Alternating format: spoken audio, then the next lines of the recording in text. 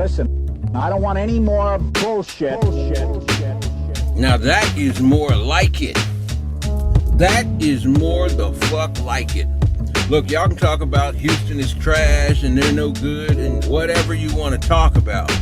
But I'm here for a 31-3 win. I'm here for it. And you know what? A game like this, not only is it fun to watch, but really more than dicing it up because they just rolled over Houston for the most part. What's more interesting about this game is 6 games in, some of the things that have kind of become clear about the Colts. So that's what we're going to talk about today.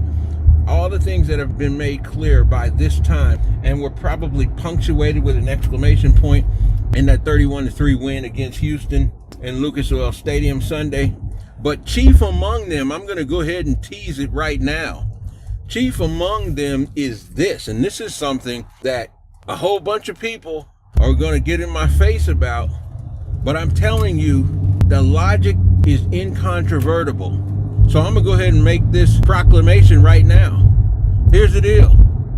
Carson Wentz is worth a high first round pick and the third rounder we gave up. Don't at me. And I'm going to explain exactly why in just a second. But anyway, before I do that, let me be the great host that I always am and welcome you back, or if it's your first time here, welcome you to the one, the only, the completely unique, often imitated, never duplicated, the NFL's #1 uncensored podcast, the 100% always controversial, always interesting, and always entertaining, bullshit-free Colts podcast. The only podcast on earth, especially these days, where you can hear all the talk that's worth talking about our beloved Indianapolis Colts. But instead of getting a bunch of smoke blown up your ass, here, baby, you get it with no coach speak, no PR, no spin, no political correctness, and most importantly and most enduringly, and I'll say these days, most defiantly, 100% no fucking bullshit. I'm your host, Harkon Ajala, at your motherfucking service as always. And you know what? Yeah, Carson Wentz is worth a top 10 1. If that's what it boils down to. I said it, don't at me, and I'm not backtracking on it. And I'm going to back it up for you. I'm going to back it up for you with the way I always do.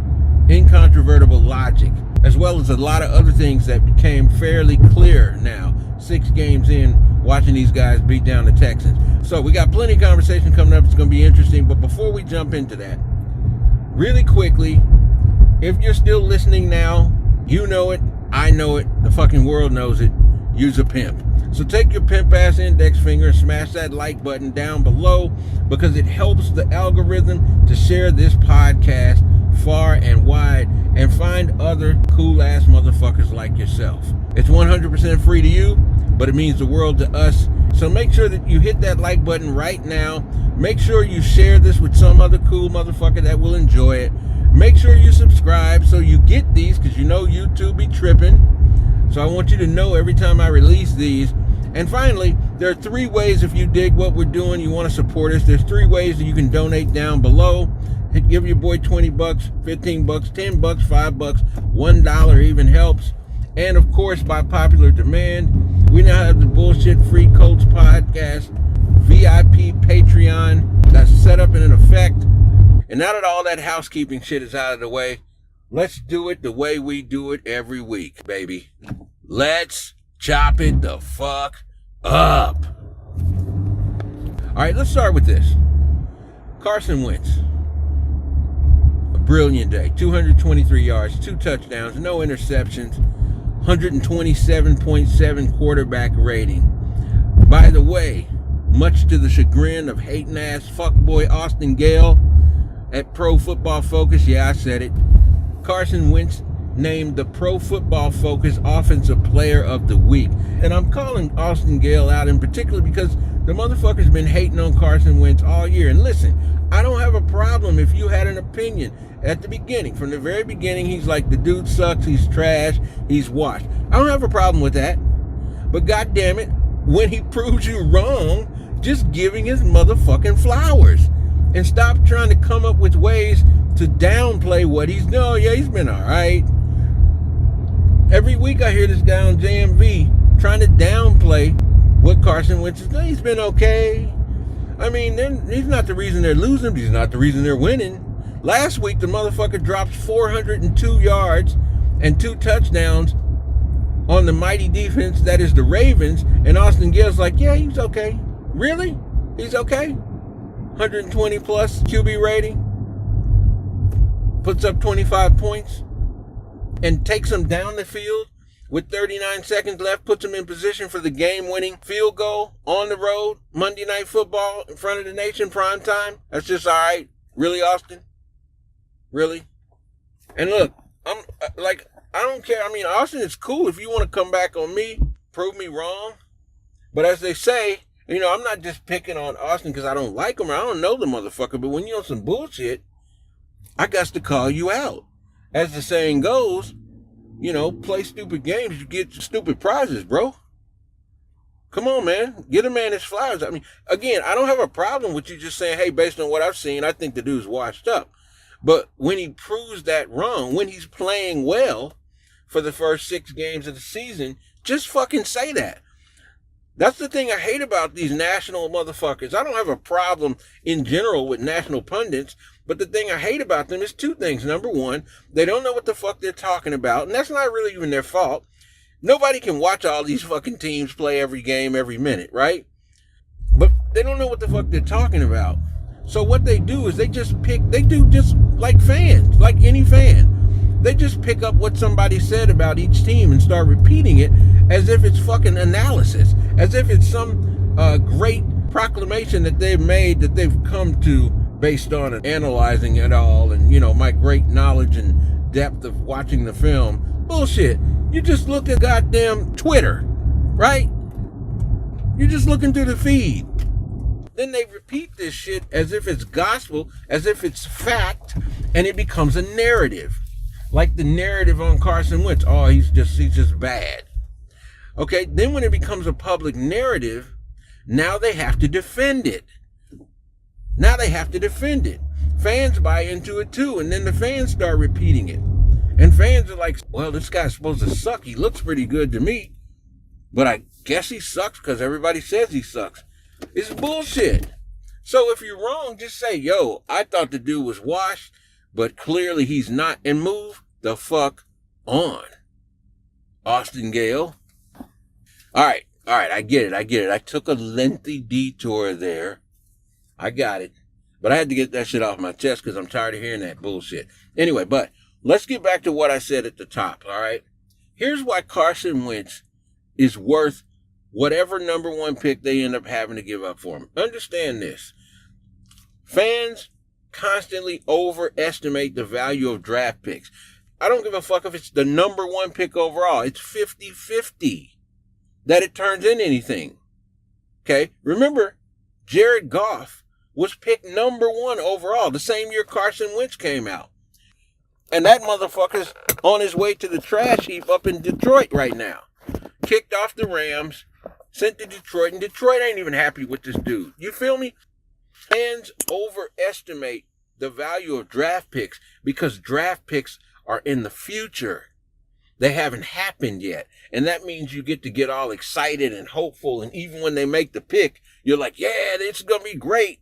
When the fact of the matter is, we don't fucking know. So here's the deal. And this is fucking incontrovertible. A 100% proven franchise quarterback. Now, a franchise quarterback is a quarterback that's capable of playing winning football well enough to get you to the promised land, which is to another Lombardi trophy. Okay? A franchise quarterback is worth any pick. A franchise quarterback is worth any pick in any round. From the end of the first round to the top of the first round. To get one and be guaranteed that's what you're getting. Like we got him. It's worth giving up. You don't think that any team out there that needs a franchise quarterback, you don't think they trade a number 1 to get him? Like you got number 1 overall. You wouldn't trade that today for Josh Allen? You see where I'm going? You got the number 1 pick overall. You wouldn't trade that today for Lamar Jackson? But see, when in that same draft, when people were picking, those guys didn't go number 1. They went at the end of the round. Josh Allen went 7th, right? Right behind fucking Tua Tagovailoa, or however you say his name. Okay, you can't fucking predict this shit with certainty. It's 50-50 at best. So I'm telling you, when you can get a quarterback that can give you what Carson Wentz gave you, as literally infinitely valuable as not just a capable just a capable starting quarterback is incredibly valuable. A franchise quarterback, there's nothing more valuable. So if you got to give up a number 1 pick overall to get a franchise quarterback, it's worth it. Period. End of story. Period and end of story. Don't at me. You can't argue against it because it's inarguable. So you say, oh, I'll take the pick, but you don't know what the fuck you're going to get with the pick. You might get Jared Goff with the pick. You might get fucking Johnny Manziel with a first round pick. You with me? You might get fucking Josh Rosen with a first round pick. And everybody can laugh at those picks now. You might get fucking Mitch Trubisky. Everybody can laugh now, but at the time those picks were made, 95% of the people in football who know what they're talking about were all in, like, yep, that's the pick. So, I don't give a fuck if they got to give up the number 1 pick overall for Carson Wentz, along with that 3rd rounder. It was worth it based on the way he's playing right now. And again, Austin Gale can talk all the bullshit he wants about, oh, well, you know, he's got a good supporting cast. I'm not going to mimic his voice because it'll sound too mean. You know, a fucking nerdy voice. Him, and not just him, a whole lot of these motherfuckers have. These numbers guys. And I have no problem with numbers whatsoever. None whatsoever. I'm a numbers guy. I am. I'm a logic guy. But you got these guys out here that what they do is they take the numbers and try to use the numbers to fit a predetermined narrative, a presupposition that they have about a player or a team. You know, Gale's like, oh, Baker Mayfield's an excellent quarterback. For real? Based on what? Just because you like him? You think he's hot? Again, I don't know. I don't know if I'm not saying I'm just saying, right? I'm saying, how is it that Baker Mayfield, based on what? He's excellent based on what? But Carson Wentz is trash, just being lifted up by this amazing supporting cast. Look, I don't have a problem with it. Just keep it real and admit when you was wrong. I don't have a fucking problem doing it. I don't. It is what it is. You can say whatever you want to say. The fucking tape don't lie. The film don't lie. That motherfucking 52-yard dime that Carson Wentz threw Sunday and dropped right over the back shoulder of a fucking defensive back who had great coverage on T.Y. and right into T.Y.'s arms, going across the field right on the sideline. That was a motherfucking big boy franchise quarterback. Top 10, yeah, I said it, top 10 level throw. That was a fucking throw that quarterback coaches all over the country will be showing on video, the guys that they're trying to coach into the NFL. Now, I'm not saying Carson Wentz is the greatest of all time. I'm not saying he's a top 10 quarterback right now in the league, but I will say, based on play the last 2-3 weeks, who's been better? Give me 9 motherfuckers that have been better over the last 3 weeks. That being said, again, I'm not saying for all time he's the greatest. I'm just saying, based on what he's playing right now, that's championship level quarterback play right there. And when you mix it with the rest of the guys, if you can get the rest of the team rolling, that's worth the 1 and the 3 all day. That's worth the number 1 pick overall and the number 1 third round pick overall, if that's what it took. But it didn't take that. Anyway, that's where I'm going with that. Y'all let me know in the comments what you think about that. We can argue back and forth, but it is what it is. Now, what else did we really see out of that game? Well, I mean, this is sad. I hate to be fucking right a lot of times. But the truth of the matter is, we saw yet again proof of what I've been saying about one Paris Campbell. Listen, I'm sure the dude is a great dude. I'm serious. I mean, that's what I hear. He seems like a great dude. I'm rooting for the dude, man. I want him to be great. I do. I want him to be great. But at this point, I mean, the motherfucker finally flashes, finally shows up with a big time, got behind the defense. We got a chance to finally see the speed. He runs a great route, and he turns it into a touchdown, makes the great catch. Again, Carson Wentz throws him another fucking top 10 quarterback dime. The play design was beautiful and brilliant. Everything went great. He takes it into the end zone. He pops up, celebrates his fucking ass off for 3 minutes with his homies jumping up and down and shit. Then he goes to the sideline and we don't see him again. They're like, oh, he's got a foot injury. I'm like, from fucking what? From fucking what? I'm just being real. I can't see anywhere else he could have injured it except during the celebration, because they're saying, oh, well, I know some dudes, some fans have been like, well, a guy fell on his leg and his foot and all that. He jumped up and was jumping up and down. He did everything but the goddamn nay-nay dance in the end zone.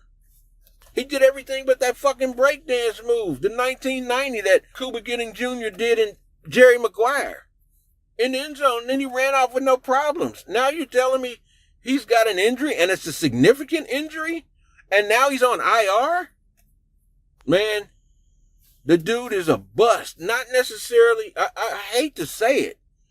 It's not a bust like, hey, you picked a guy and he's no good. It's just a bust in the fact that it just didn't work out because this dude can't stay healthy. I don't know what it is, but when they said he was injured, a significant, I was like, from what? Did somebody stick a fucking pin in a voodoo doll? I mean, I'm being real. Look, I'm not down on anybody. Believe whatever you want to believe, man. But this dude is an incredibly religious guy. He's on Twitter every single day of every hour, like, you know, God, thank you for this and that, and Jesus, I know you're with me, and all that's great. And I'm like, bro, whatever the situation is, God ain't feeling the same way back the other way. Like, you ain't doing some shit right because God is not blessing your motherfucking body to be injury-free. I mean, damn, bro. Like, you need to check back in. Something ain't going right. Because you got dudes, you know, heating it up in the league, hoeing around, you know what I mean? Antonio Brown still playing. He did all kind of crazy shit. And God ain't saw fit to let you even get through one season uninjured. I'm being kind of funny here. Some people I know will get all butthurt or what have you. But for me, everybody is fucking fair game in terms of making jokes. But listen, I mean, on the real, man, I feel terrible for him. But I think at this point, like, what else do we need to see? This guy, it's not going to work out. You know, it's not going to work. This is the third year, and here we go again. Like, it's like he's made of glass, really made of glass. So that's something I think has become clear. Here's another thing that's become clear for anybody that didn't know it. And I guess a bunch of people outside of Indianapolis don't know it. But if you don't, or you've been doubting and what have you, like, Jonathan Taylor is a motherfucking superstar. Like, he's a full-on superstar. Y'all keep talking about Derrick Henry if you want to. And again, I'm not hating on Derrick Henry. Derrick Henry's one of those motherfuckers, you know, you see people and you be like, he's incredible, but I don't know why. You know what I mean? I can't really see why. He's not super fast. He's fast to be a big guy. He's not super fast. He's not shifty. You know, they don't have the element of surprise on their side. I mean, it seems like a fairly simple thing when you play the Titans. Just stop fucking Derrick Henry. Don't worry about anybody else. Stop fucking Derrick Henry. And yet, teams get enough doing other shit. And when he gets started, it's like he just goes. So I'm not hating on Derrick Henry. But for my money, give me, man, I like home run hitters, man. I like motherfuckers that run away from you. That 83-yard run was a thing of beauty. Just like that 76-yard touchdown screen pass last weekend. Man, I just love fucking running backs that run away from your ass. Jonathan Taylor's like everything that Saquon Barkley should have been. You hoped he would be. But again, he's the same type of guy with the injuries, man. So, he's a star. Michael Pittman Jr. has grown up just about ready to be the guy. Clearly. He's just about ready to be the guy. He's showing up every week, doing his thing. Now, here's another thing. The T.Y. Hilton effect is real. Shout out to T.Y. Dude comes back. He's missed 5 games. Walks right back in. Gets a 12-yard first down catch on the first play of the game. Gets behind the defense for 52 and makes a great catch. He just lifts the team, and his presence is needed, especially with Paris, being out now. At least, look, here's the good news. As Paris goes out, at least we got T.Y. back now to kind of give us that deep threat. T.Y. is still T.Y. He's not the old T.Y., but he's still good enough to make plays in this league, and so I'm glad to have him back. I don't know if this is last year playing or not. I kind of get that feeling. I thought this would be his last year as a Colt, but if he keeps playing like he played yesterday and he comes back another year, he might still be here. I don't know, but I love having him back. Here's another thing. Now, some of y'all think that Eric Fisher, the jury is in. Not quite. Now, Eric Fisher, he had some big struggles yesterday. No doubt. But when I go back and I watch the game, what I see with Eric Fisher, I see him, it seems like he is a little out of sync. It seems like he doesn't completely have all of his agility and coordination back. And, they're still getting everything together with that line. He's only played like 3-4 games with these guys. But here's what you can see. Here's what you can see. That offensive line coming together. And here's a couple things where the jury is in. Matt Pryor, the jury is in. Matt Pryor right now playing better at right tackle than Braden Smith has this year.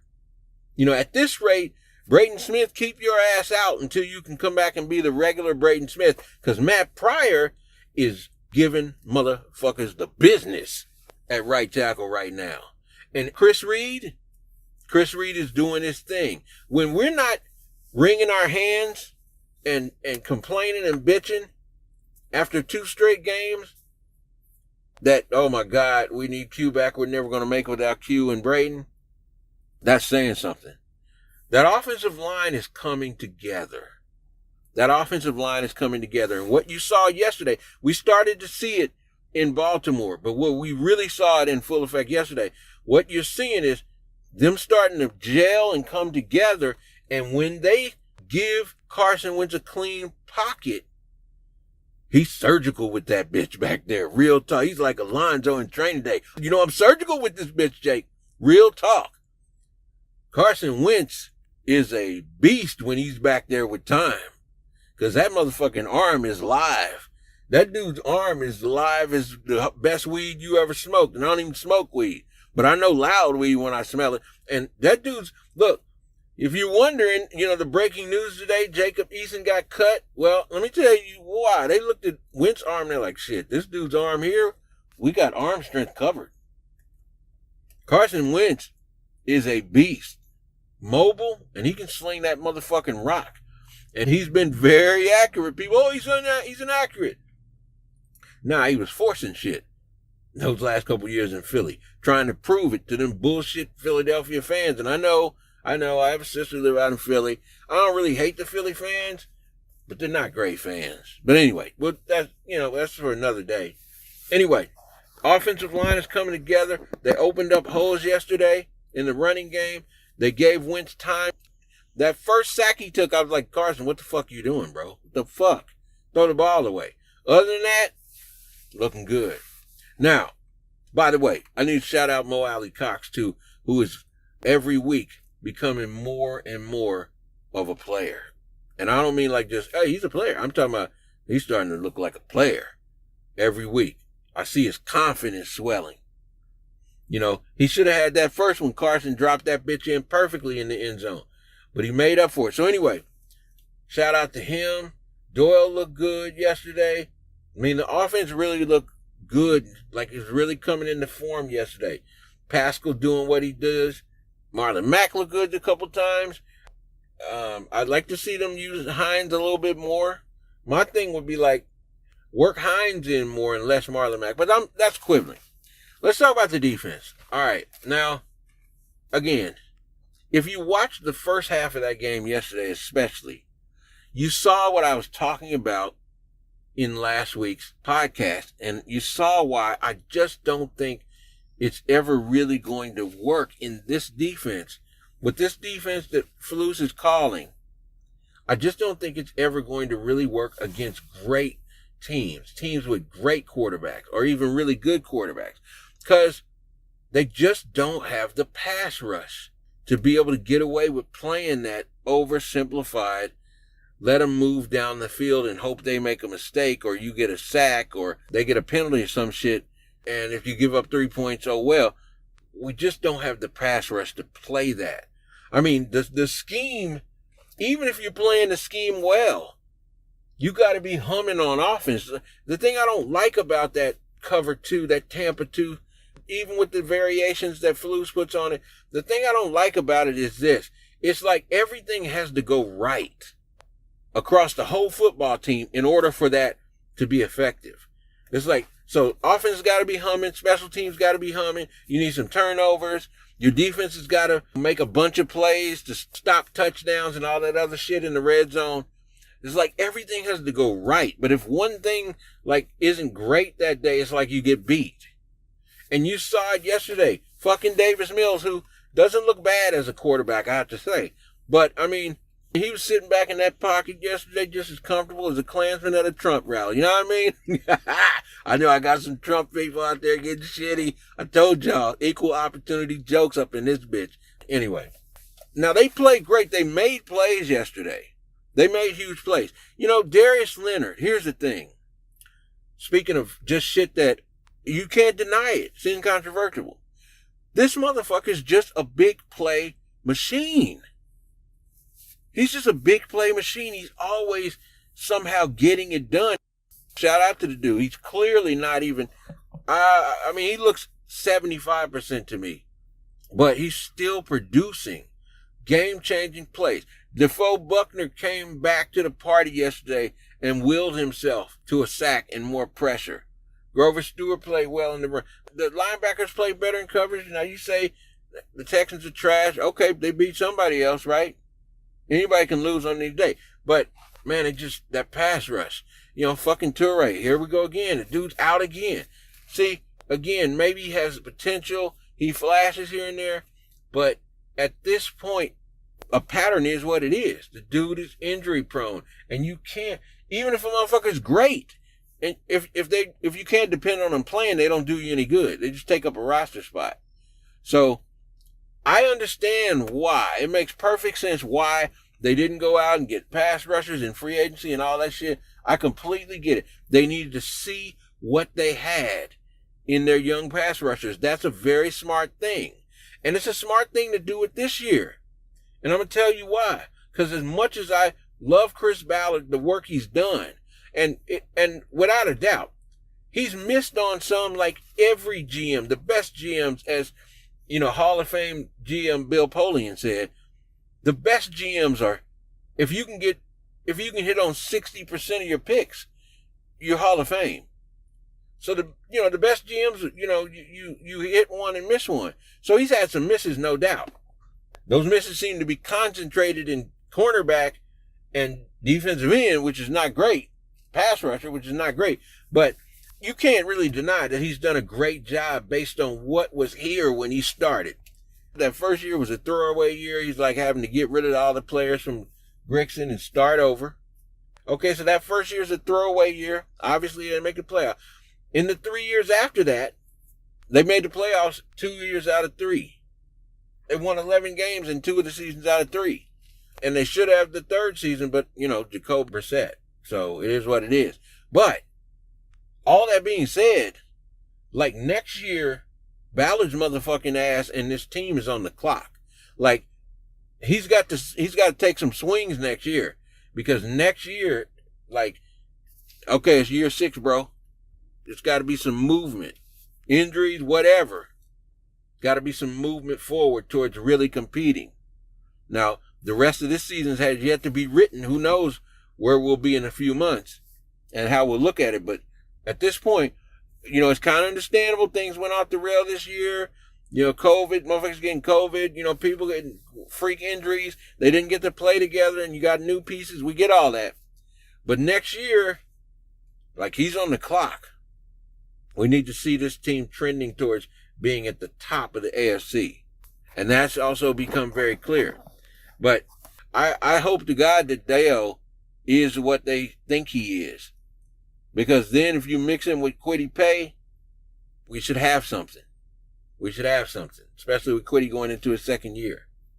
But what they have now is not getting it done at pass rusher. Now, I'm not so hard on Ballard for not signing one of the pass rushers because he believes, very rightfully so, and again, this is, how can you really debate this? Elite pass rushers don't become free agents. When's the last time one did? And I'll wait. When they were elite. The fucking Denver Broncos won't even let go of Von Miller yet. That dude's 97 years old. Past his prime. He's still Von Miller. I'm sure he's still competent, but you get what I'm saying. Very, very hard to find an elite pass rusher on this. Who lets one go? Who lets one go? So, I get that. But you got to find them somewhere, dude, in these cornerback pass rushers. Like, you got to have some by next year, one way or another. And let's add speedy wide receiver to that as well. Because Paris Campbell clearly is not going to work out, not long term. So, a lot of shit becoming very clear. Now, what can the Colts do? What can the Colts do? And I'm not even going to go over the fact that the secondary is ass, you know what I mean? Because we knew that before the season. What we didn't know, the only shocking thing is that Rock Ya-Sin in his third year is actually looking good. Now, he's getting in by the injury bug, but he looks really good this season. I've looked at all his snaps. He looks solid. He's holding up. Xavier Rhodes has reverted to Minnesota Rhodes. He's done after the season's gone. I mean, maybe it's his injury, but that's probably what happened to him in Minnesota, real talk. Because since he came back this year with that injury, he's a liability out there. Isaiah Rodgers, I'm hopeful about, but I haven't seen enough from him to be willing to be like, yeah, we're good. So we got to get some cornerbacks in here. We need a lockdown corner. Now, that is something you can find in trades and in free agency. I was really upset that they didn't take a swing. Maybe they did. But, when the Patriots let Diggs go, like, I was like, dude, what the fuck? Now, I'm sure there's reasons, but they got to come up with a lockdown corner, and they've got to come up with some pass rush. Period, end of story. All that being said, here's the big elephant in the room. Colts are now 2-4, and you say, hey, look, based on their schedule, and look at how hard Tennessee's schedule. I knew Tennessee was going to win that game. I knew they were going to win that game on Monday night. I did. Because Tennessee, they're like the fucking anti-Colts. They're reverse Colts, like Reverse Flash. Tennessee always fucking losing to the Jets. And teams like that. But every team that you're like, yeah, there's no way, they're playing like trash. You know what I mean? They always beat the teams that they shouldn't beat. They catch those teams on a weird night. This happens, that happens. They end up on a comeback. They always win when you don't think they should. But see, they're liable to drop a Jacksonville game or some crazy shit like that. So, but at this point, they're 4-2. The Colts 2-4. The next 5 games are going to basically decide how this season turns out for Indianapolis. Let's be real. They need to run the table. Win the next 5. Or at least win the next 4. Win the next 4, you'll be 6-4.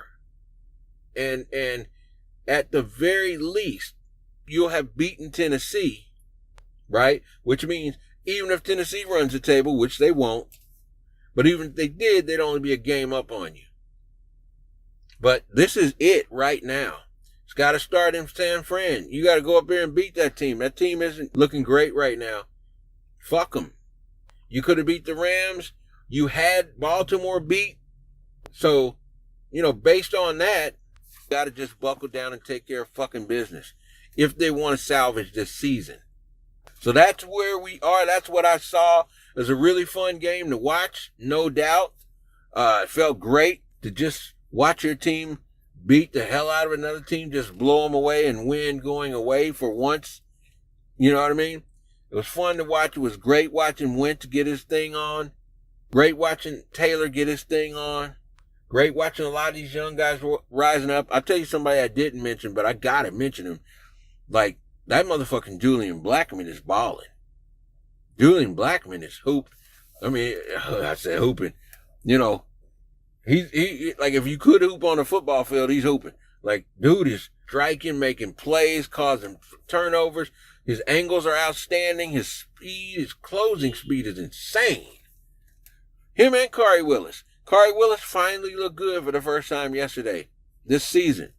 Maybe it's, you know, he's back healthy now, but like, it is what it is. Our season is in these next 4 games, folks. That's what it comes down to. This is a great one to watch. I'm interested to see, you know, they got to be feeling good. Things are starting to click. Let's see if they can get on a run. You guys, let me know what you thought about this game. What did you see? What became clear to you? What do you think about my take on Carson Wentz being worth a number 1 no matter where it is? Hey, I know it may sound like a hot take, but I gave you the logic for it. Let me know either way what you guys think about all that, about this game, and what do you think happens in the next 4. And I will say to you the same thing I'm going to say to every Colts player, coach, head office person who might be listening or watching, because I know some of y'all do, because you get at me.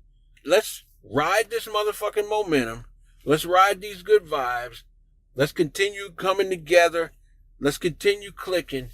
And let's go out and win another fucking Lombardi, baby. Peace. And win another fucking Lombardi, baby. And win another fucking Lombardi, baby. And win another